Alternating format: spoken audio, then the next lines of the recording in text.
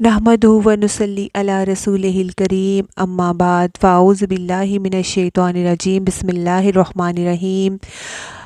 अस्सलामु अलैकुम व रहमतुल्लाहि व बरकातुहू। कैसे हैं आप सब लोग? अल्लाह ताला आपकी हिफाजत फरमाए, आमीन। लेसन नंबर 40 आयत नंबर 197 टू 198। हज अरकाने हमसा में से एक रुकन है, यानी जो इस्लाम के 5 अरकान हैं उनमें से एक रुकन है। जैसे 5 स्तून बोले जाते हैं, 5 पिलर्स ऑफ इस्लाम, उनमें से एक पिलर है।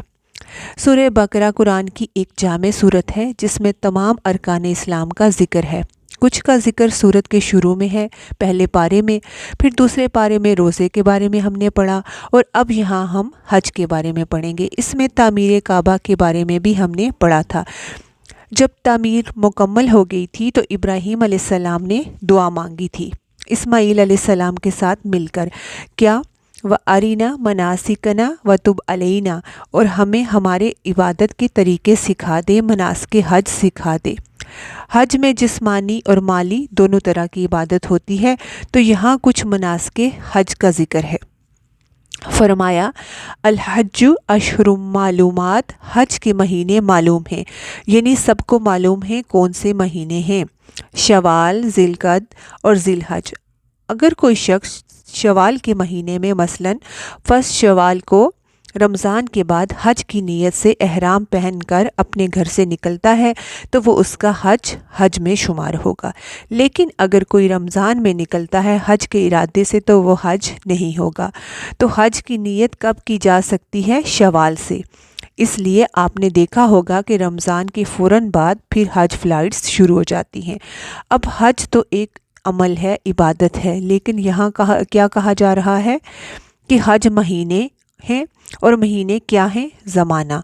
तो फिर इबादत कैसे दुरुस्त होगी? ये असल में यूँ है कि हज मालूम महीनों में है, यानी हज मालूम महीनों के अंदर किया जाता है। इससे यहाँ पे ये मुराद है।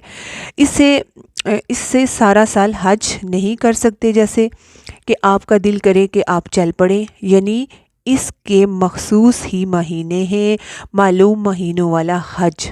इसमें हिकमत भी है ताकि तमाम लोग एक मखसूस वक्त में एक जगह पर इकट्ठे हों, वरना हर कोई अपनी आसानी के साथ हज कर लेता कि मुझे ये वाला महीना सूट कर रहा है।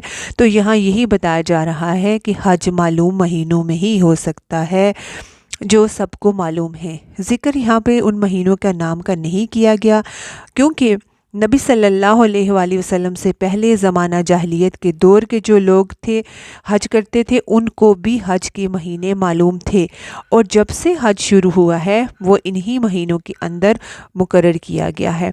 फिर फरमाया फमन फरादा, तो जो कि फ़र्ज़ करे। फरादा का लफ्ज़ी माना तो होता है ना काटना, तो फ़र्द होता है कतई हुक्म। तो जो कतई तौर पर खुद पर लाजम कर ले, किस पर? अपने ऊपर। फ़ी हिन्ना, इनमें, किन में? इन महीनों में। कैसे? अहराम पहन के साथ नियत के, यानी जो इस महीने में अपने ऊपर फ़र्ज़ कर ले हज, तो वो क्या ना करे, यानी जो अपने ऊपर हज को फ़र्ज़ कर लेता है, हराम पहन लेता है, नियत कर लेता है, तो फिर उसके बाद उसने क्या नहीं करना, वो अहकामात हैं। फ़ला रफ़सा, तो वो रफ़स का इर्तिकाब ना करे। रफ़सा शोहर बीवी के मखसूस ताल्लुकात के लिए आता है। इसमें सिर्फ जिस्मानी ताल्लुक़ ही नहीं बल्कि उससे पहले के भी कोई, यानी इशारतन कनायतन कोई भी बात, वो भी मना है। यानी हस्बैंड वाइफ वहाँ एक दूसरे के लिए बिल्कुल अजनबी होंगे, किसी किस्म की कोई ऐसी बात नहीं होगी जो आम हालात में जायज़ है। इससे क्यों रोका गया, क्यों मना किया गया? इसमें क्या हिकमत है? ताकि इंसान का सारा ध्यान सिर्फ़ और सिर्फ अल्लाह की तरफ हो, और क्या नहीं करना, वला फसूक का, और ना कोई गुनाह की बात। फसूक का फ़िस्क से है, फासिक भी इसी से है। फसूक कहते हैं गुनाहों को। उमूमन जब लोग इकट्ठे होते हैं तो किस किस्म के गुनाह ज़्यादा होते हैं? जैसे लड़ाई झगड़ा, غیبت، چغلی، جھوٹ، تو اس طرح کی تمام چیزیں سفر حج میں منع ہیں، تاکہ یہ سفر جو ہے اصل میں ایمان اور تقوی کا سفر بنے اور انسان کچھ حاصل کر کے لوٹے۔ تو اس کا خصوصاً حکم دیا جا رہا ہے کہ کوئی بھی فسوق نہ ہو۔ فسوق اصل میں کہتے ہیں خروج کو، یعنی اطاعت سے نکلنا، اللہ کی نافرمانی کا کام کرنا، مگر جن چیزوں کا خاص طور پر انسانوں کے ساتھ رہتے ہوئے عمل ہو جاتا ہے تو وہ تمام چیزیں ہیں۔ تو انسان جب اکٹھے ہوتے ہیں تو اس طرح کی باتیں ہو جاتی ہیں، تو وہ یہ تمام چیزیں جو ہیں ان کی حرمت ہے، ٹھیک ہے۔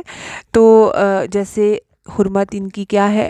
غیبت، چغلی، حرام چیزوں کی طرف دیکھنا، کیونکہ وہاں مردوں عورتوں کا بہت اختلاط ہوتا ہے، اکٹھے رہتے ہیں وہاں پر، کبھی خیمے میں مرد اور عورتیں بھی اکٹھے ہوتے ہیں، جگہ جو ہے وہ ایسی جگہ پہ مل جاتی ہے، اور بہت قریب بھی ہوتے ہیں، گزرتے ہوئے ٹچ بھی کر رہے ہوتے ہیں، ساتھ اکٹھے کراؤڈ میں کبھی کبھار ٹچ بھی ہو جاتا ہے۔ تو اس میں انسان کو کیا کرنا ہے؟ ایک تو بچنا چاہیے، اور دوسرا یہ کہ اگر کسی چیز پر نظر پڑ جائے تو فوراً پھیر لینی چاہیے۔ محرمات کا ارتکاب ممنوع ہے حج میں، کیونکہ یہ سفر اللہ کی محبت کا سفر ہے، اللہ کی اطاعت کا سفر ہے، اور اس میں انسان کو فلی فوکس کرنا چاہیے اللہ کی اطاعت پر، اور کیا نہیں کرنا؟ ولا جدال فی الحج، اور نہ ہی جدال ہو حج میں۔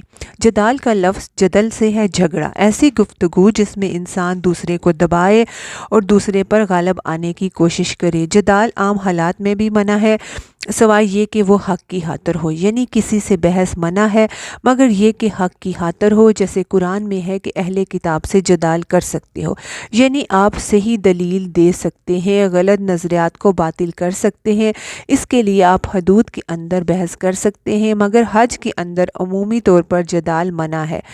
جنہوں نے حج کیا ہے وہ اچھی طرح سمجھتے ہیں کہ تمام قسم کے جدال وہاں پر نظر آتے ہیں۔ ایک جدال ہوتا ہے معاملات میں، معاملہ کرتے وقت آرگیومنٹ شروع ہو جاتے ہیں، کیونکہ اکیلے کوئی حج نہیں کر سکتا، اس کو ٹیم میں جانا پڑتا ہے، اور اب تو بہت زیادہ گروپس کی پابندی اور قافلے اور اس طرح کی چیزیں ہو گئی ہیں۔ اب اس میں کیا ہوتا ہے؟ بعض اوقات بہت مختلف نیچر کے، مختلف بیک گراؤنڈ کے لوگ اکٹھے ہو جاتے ہیں، مختلف زبانوں کے، تو جو جدال کی بنیادی وجہ ہوتی ہے وہ مس کمیونیکیشن ہے۔ جب آپ کو کسی کی بات سمجھ نہیں آ رہی تو آپ کیا ہوگا؟ آپ کو سیدھا بھی الٹا ہی نظر آئے گا، اور اس میں جھگڑے کا خطرہ زیادہ ہے۔ تو ایک ہے معاملات میں جدال، اسی طرح مناسک کی ادائیگی کے طریقے میں جدال، فقہی بحثیں بہت لوگ کرتے ہیں، اور شاید ہی کوئی وہاں سے بچ کر نکلتا ہو کہ یہ ریچول تو ایسے ہیں، ایسے ادا کرنا ہے، یہ آپ ایسے کیوں کر رہے ہیں، اور باقاعدہ جھگڑنا شروع ہو جاتے ہیں۔ کچھ اختلافی مسائل ہیں نا سب لوگوں کے درمیان، جیسے وہاں پہ دو نمازوں کو اکٹھا کرنا عرفات میں وغیرہ، تو کیا ہوتا ہے کہ ہر کوئی اپنے نقطۂ نظر کو برحق سمجھتا ہے۔ اگر آپ کو وہ صحیح لگ رہا ہے تو خود کر لو، مگر بعض اوقات لوگ دوسروں کو بھی زیر کرنے کی کوشش کرتے ہیں، اور فوری فتوے دیے جاتے ہیں کہ تم تو انتہائی غلط ہو۔ تو جس سفر میں وارننگ دی گئی کہ لا جدالہ، اس میں جھگڑا کیا جاتا ہے، تو اس میں ہمیں بحث مباحثے سے بچنا چاہیے۔ اسی طرح پانی پر جھگڑا، واش روم جانے پر، وضو کرنے پر، کیونکہ بہت رش ہوتا ہے اور ہر کوئی کیا چاہتا ہے کہ پہلے اس کو موقع ملے۔ آب زمزم پر جھگڑا، کھانا خریدنے پر جھگڑا، حجر اسود پر جھگڑا، اور اللہ کے گھر کے سامنے، بلکہ وہاں تو زبانی کیا عملی جدال بھی شروع ہو جاتا ہے، ہاتھا پائی بھی ہو جاتی ہے۔ تو بہت سی جگہ ایسی ہیں جہاں جدال کا خطرہ ہے۔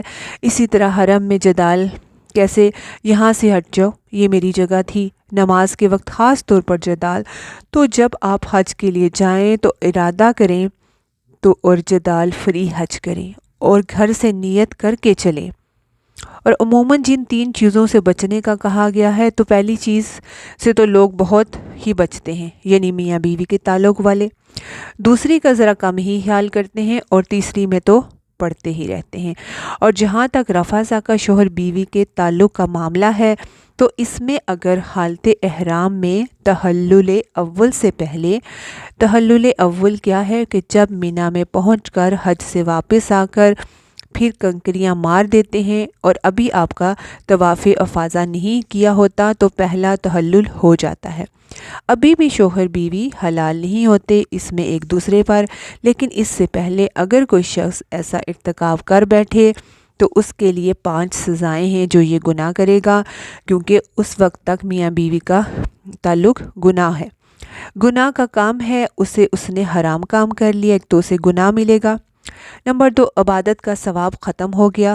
نمبر 3، حج کا اب اس کو ثواب تو نہیں ملے گا، مگر باقی جو مناسک ہیں اسے بہرحال پورے کرنے ہوں گے، کیونکہ وہ اس نیت کے ساتھ آیا ہے۔ اس کو دوبارہ نمبر 4 حج کرنا ہوگا، حج کی قضا دینی ہوگی، کیونکہ اس نے عین حج میں خرابی کی ہے، فساد کیا ہے۔ اور 5 فدیہ بھی دینا ہوگا، اور یہ ہے ایک اونٹنی جس کا ذبح کرنا جو وہاں کے فقیروں میں بانٹی جائے گی۔ اور اگر تحلل اول سے پہلے کوئی جہاں میاں بیوی کے تعلق قائم کر لے، اور اگر تحلل ثانی سے پہلے تو میں نے آپ کو تحلل اول کا بتایا ہے، ابھی تحلل ثانی سے پہلے یہ عمل کرے، یعنی تحلل اول کے بعد احرام کھول دیا تھا، بال کٹوا لیے، نہا دھو لیا، اب صرف طواف کرنا باقی رہ گیا ہے، کیونکہ اس کے ساتھ مناسک پورے ہوتے ہیں، تو ایسی صورت میں اس کو حلق الرأس کا فدیہ دینا ہوگا۔ جو تحلل جو ہے وہ ثانی کے بعد ایسا ارتکاب کرے تو جس کا فدیے کے بارے میں حلق الرأس کا ہم نے پیچھے پڑھا تھا کہ اگر کوئی حالت احرام میں سر منڈوا لے تو اسے کیا فدیہ دینا ہوتا تھا، 3 چیزوں کا تھا۔ ایک کیا تھا، 3 روزے قضا کے طور پر رکھنے، یا وہ ایک بکری کی قربانی دے گا، اور یا 6 مسکینوں کو کھانا کھلائے گا، ان میں سے کوئی ایک چیز کرے گا۔ ٹھیک ہے، فسوق جو ہے گناہ کی بات ہے، اس کا بظاہر تو کوئی کفارہ نہیں، ٹھیک ہے، لیکن اس پر سخت توبہ کرنی چاہیے، انسان کو وہ ثواب نہیں ملے گا جو حج کا اسے ملنا چاہیے۔ ویسے تو چغلی، جھوٹ، غیبت اللہ نے ویسے بھی منع کی ہے، گناہ ہے، یہ اعمال کا ضیاع ہے، مگر روزے میں جیسے کہا گیا تھا کہ اس کا خاص خیال رکھے، اس کو نہ کریں، تو اسی لیے کہا گیا کہ حج میں بھی اسے منع کیا گیا، کیونکہ بہت سے لوگ اکٹھے ہوتے ہیں اور اس اکٹھے رہنے میں کئی مشکلات بھی ہوتی ہیں، جس سے ہمیں کوئی تکلیف ہو، جیسے کوئی ہمارا ساتھی ہو، اس سے ہمیں کوئی تکلیف ہو، اور جیسے ہی وہ موجود نہیں ہوگا تو فوراً دوسرے کے ساتھ ہم اس کی برائی شروع کر دیں گے، غیبت شروع کر دیں گے۔ تو جیسے روزہ صبر کے ساتھ ہے، یہ بھی صبر کے ساتھ سفر ہے، تو اس صبر کا حصہ ہے کہ انسان کو اگر کسی سے تکلیف پہنچے بھی تو اس کا ذکر کسی سے نہ کرے، کیوں؟ اپنے اللہ سے لو لگائے، اللہ کو یاد کرے، اور اللہ ہی بہترین جزا بھی دے گا۔ اور صبر کا نتیجہ یہ ہوتا ہے کہ جو وہاں پر لڑائی ہے وہ مزید نہیں بڑھتی، اور جس کے ساتھ ہم معافی کا معاملہ کرتے ہیں اس کے اندر بھی ایک نرمی آ جاتی ہے۔ اور جو تیسری چیز تھی جدال، اس کا بھی ایسا کوئی کفارہ نہیں ہے، لیکن اگر ایسا ہو جائے تو انسان فوری طور پر اللہ سے معافی مانگے، اور جس سے جدال ہو اس سے بھی معافی مانگے۔ اصل میں انسان ان ساری باتوں سے اس وقت بچ سکتا ہے جب انسان کی پوری توجہ کس پر ہو، عبادت کی طرف، اور مقصد پر ہو۔ جو شخص مقصد لے کر جاتا ہے وہ پھر ان 3 چیزوں سے بچنے کی کوشش کرتا ہے اور وہ بچ سکتا ہے۔ اگر کوئی شعوری طور پر حج ادا نہیں کرتا، صرف اس کو ایک ریچول ادا کرنا ہے اور وہ قافلے کے ساتھ چل پڑا ہے، بس سیر کر کے آ گیا ہے، تو اس کا فائدہ ہی نہیں۔ لہٰذا حج پر جائیں تو شعوری سمجھ کے ساتھ جائیں، کیا کرنے جا رہے ہیں، اس میں کیا کیا کرنے کا اللہ نے حکم دیا ہے وہ مجھے کرنا ہے، اور جو اللہ نے منع کیا ہے وہ وہاں مجھے نہیں کرنا، مجھے ہر صورت اس سے بچنا ہے، ورنہ اتنی محنت کا، مال خرچ کرنے کا سب کیا فائدہ اگر ہم اللہ کی نافرمانی کے کام کر کے حج میں لوٹیں گے تو کیا ثواب کی امید رکھیں گے؟ پھر کہا وَمَا تَفْعَلُوا مِنْ خَيْرٍ، اور جو بھی تم کرو گے نیکی میں سے، چھوٹی ہو یا بڑی، يَعْلَمْهُ اللَّهُ، اللہ اس کو جانتا ہے۔ اس آیت میں نہ کرنے کے تو 3 کام بتائے گے، مگر کرنے کے کام بہت سے ہیں، ایک لمبی فہرست ہے۔ جو بھی نیکی کرو گے اور کیا خیر میں سے، خواہ وہ صدقہ و خیرات ہو، خواہ وہ کسی کی مدد ہو، خواہ کسی کو کچھ کھانا کھلانا ہو، کچھ کسی کو سکھانا ہو، کسی کی کوئی تکلیف دور کرنا ہو، کیونکہ نیکی کرنے کے بے شمار مواقع ہوتے ہیں حج کے موقع پر۔ ایک تو آپ حالت احرام میں ہیں، مسلسل عبادت میں ہیں، اللہ کا ذکر کر رہے ہیں، لوگوں کا خیال کر رہے ہیں، جیسے سفر کے ساتھیوں پر خرچ بھی کر رہے ہیں، کسی کو کھلا رہے ہیں، کسی کی تیمارداری کر رہے ہیں، کسی کو سہارا دے رہے ہیں۔ تو جو کوئی بھی کسی کے کسی طرح بھی کام آ رہے ہیں، تو جتنے بھی خیر کے یہ کام ہیں ان سب کا اجر اللہ دے گا۔ اللہ تو ذرے برابر بھی کسی کے عمل کو ضائع نہیں کرتا، وہ بہت قدردان ہے۔ ذرا برابر نیکی کو بھی اللہ کے ہاں انسان پالے گا، اس لیے زیادہ سے زیادہ نیکی کی طرف ہمارا رجحان ہونا چاہیے، اور نیکی کے ساتھ احسان کا احساس نہ رکھیں، یہ سوچ کر کریں کہ یا لمح اللہ، اللہ جانتا ہے اس کو۔ ایسی نیکی میں اخلاص بھی پھر زیادہ ہوتا ہے۔ وَتَزَوَّدُوا فَإِنَّ خَيْرَ الزَّادِ التَّقْوَىٰ، اور زاد راہ لے کر نکلا کرو، یعنی سامان سفر ساتھ لو۔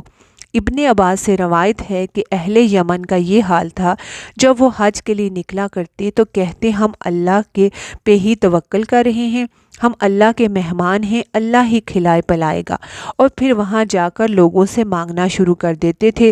تو اس سے یہاں روکا گیا کہ نہیں، یہ توکل کے خلاف ہے کہ اپنا سامان نہ کرو، کیونکہ حج تو ہے ہی اس کے لیے جو اپنی ضروریات پوری کر کے، جیسے کھانا، سواری، لباس اور نفقہ، یہ زاد راہ ہے، جو اپنا یہ سب پورا کر سکے وہ حج کرے۔ نفقہ وہ چھوٹی موٹی ضروریات ہیں جو راستے میں انسان کو پڑتی رہتی ہیں، سفر میں خرچ کے معاملات نکلتے رہتے ہیں۔ باقی آپ اتنی ہی تیاری کریں جتنی ضرورت ہو، کیونکہ کچھ لوگ تو حج کی نہیں، سامان ہی کی تیاری میں زیادہ لگے رہتے ہیں۔ اللہ ہمارے حال کو جانتا ہے، اس لیے کہا کہ بہترین زاد راہ کیا ہے؟ تقویٰ ہے، یعنی فوراً ساتھ میں کہا کہ اصل کی طرف بھی دھیان دو، کیونکہ تقویٰ دل کی غذا ہے۔ وہ دوسرا نفقہ تمہارے جسم تمہارے جسم کے لیے غذا ہے، تو جسم کے آرام کے ساتھ روح کی آرام کا بھی خیال رکھنا ہے۔ تو اس کے لیے کیا اچھا ہے؟ تقویٰ۔ اور تقویٰ کیا ہے؟ اللہ کی محبت، اللہ کا ڈر، اور اس کی وجہ سے گناہوں سے بچنا۔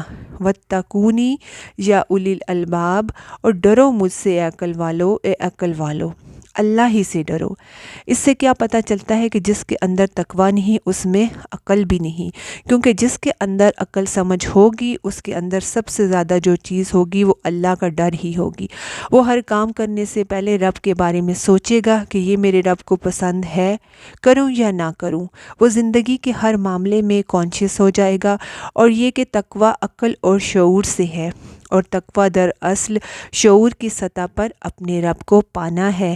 رب کی معرفت کا نام ہے، پہچان کا نام ہے، کیونکہ جب تک انسان اللہ کو نہیں پہچانتا، اللہ کی محبت کا حق بھی نہیں ادا ہو سکتا۔ حقیقی محبت جان لینے سے ہے، اور اتنی بڑھتی ہے جتنا جانتے جائیں، اور یہاں خطاب بھی عقل والوں کو ہے، کیونکہ بے وقوف نے تو عمل کرنا نہیں، اور نہ وہ مانے گا۔ لیس علیکم جناح ان تبتغوا فضلا من ربکم، نہیں ہے تم پر کوئی گناہ کہ تم تلاش کرو رزق کے لیے اپنے رب کی طرف سے۔ پیچھے چونکہ تقویٰ کی بات ہوئی تو لوگوں کو خیال ہوا کہ شاید سفر حج میں مال کمانا تقویٰ کے خلاف ہے، تو یہاں اس خیال کا ازالہ کیا جا رہا ہے۔ ہمارا دین دین عدل ہے، اعتدال والا ہے، اس میں انسان کی ساری ضروریات کو پورا کیا گیا ہے۔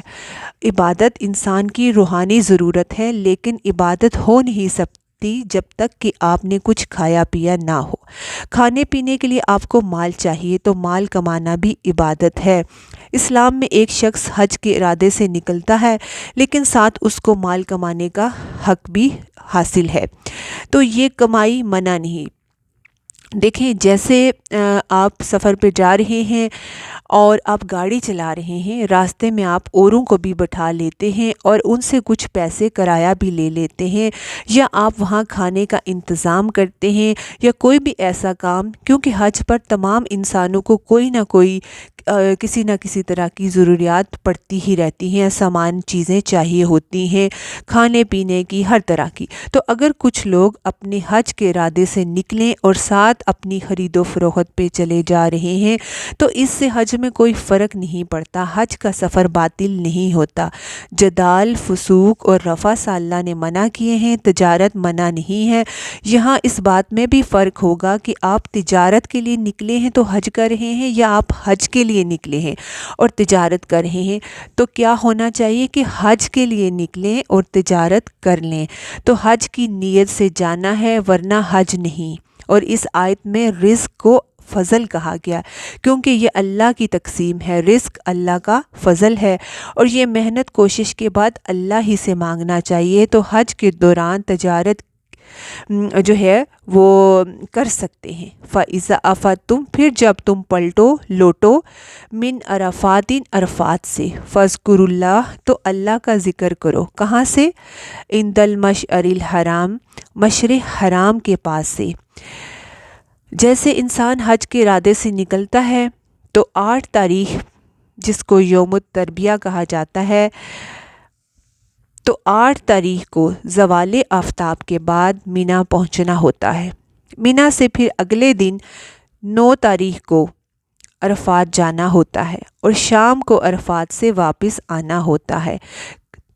کہاں؟ مزدلفہ، یعنی جب تم اپنے سفر حج میں عرفات تک جا پہنچو، جو کہ آخری حد ہے سفر کی، اور وہاں سے تم واپس پلٹو تو سیدھے مینا نہ آؤ، بلکہ کیا کرو؟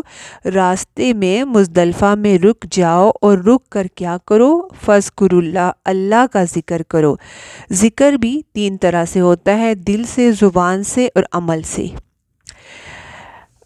اور کیا کہا؟ ذکر کرو مشعر حرام کے پاس، جہاں پر رات گزاری جاتی ہے، مزدلفہ میں۔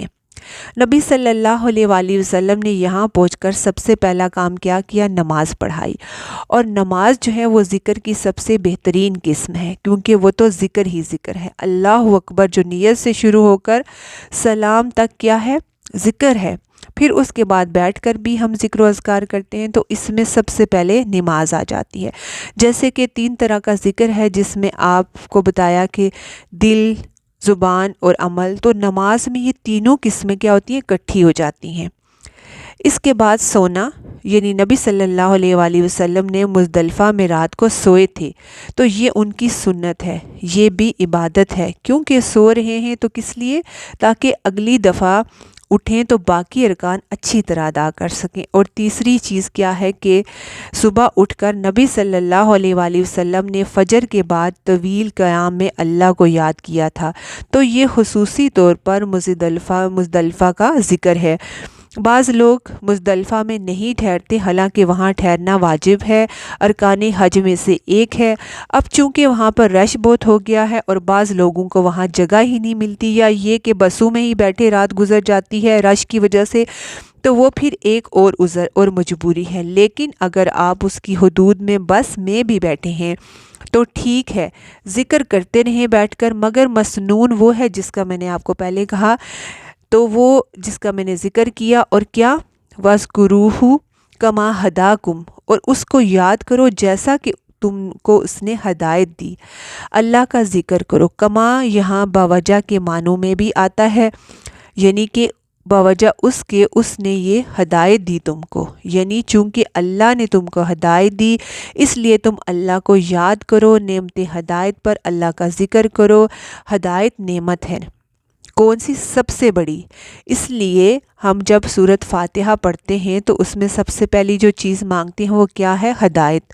تو اللہ نے تمہیں جو رہنمائی دے دی، کون سی؟ نعمت اسلام کی، اور اس کے علاوہ مناسک حج کی بھی، تو یہ سارے طریقے اس نے ہمیں سکھا دیے۔